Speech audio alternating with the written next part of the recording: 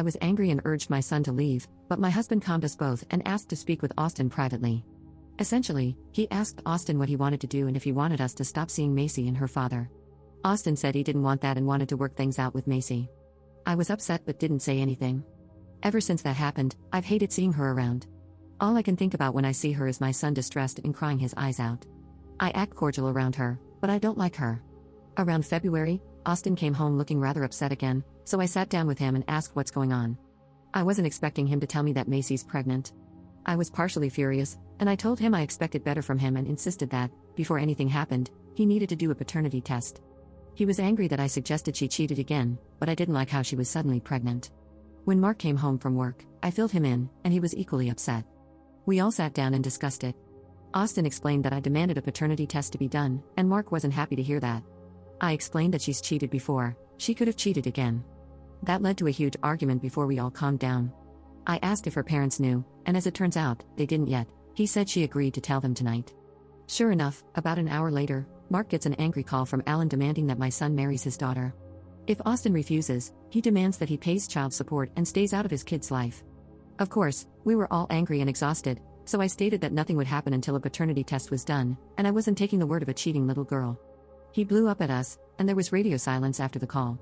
Macy was told she could no longer see Austin, and he took it out on me. A few weeks ago, Alan contacted us and agreed to do a paternity test. I asked why the sudden change, but he ignored me. He said he set up the appointment the following week, and Austin went with Mark. He said he didn't want to be around me. It stung, and I won't lie, it made me cry when he said that. The results finally came in a few nights ago, and he isn't the father. He was shattered. Instead of apologizing, he screamed that this was my fault and he'd prefer to have never known. He hasn't said much to me since. Maybe I was wrong for making him do a paternity test, but I was only looking out for my son. Was I wrong for making him take a paternity test? Update 1. Hello all, I received a few requests for an update, so here it is. We've all been in therapy, both group and individual. My son has started to come around and apologized for the yelling and the choices he made. His therapist encouraged him to explain his thought process about the entire thing, and essentially, he thought she was the one. She was his second girlfriend, and he thought that they had a strong bond until one of his friends showed him a picture of her kissing some other guy. It turned into a big fight, and only escalated when he found out they had slept together.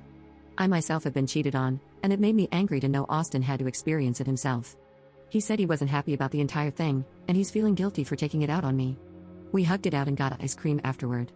Austin also broke up with Macy after finding out. Of course, she blames me for the entire thing, but she's old enough to know that her actions have consequences.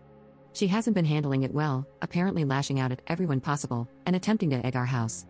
Austin has been quiet, but I can tell he's starting to accept what's going on, and he's been spending more time with friends. I've been giving him his space, and I think that's helped in the long run. Macy has also given birth recently, and we know who the father is. Unfortunately, the father was Austin's best friend, Chris. He decided it was a good idea to tell Austin while they were hanging out here. I wasn't in the room when he was told, but I was there when he started to swing at Chris.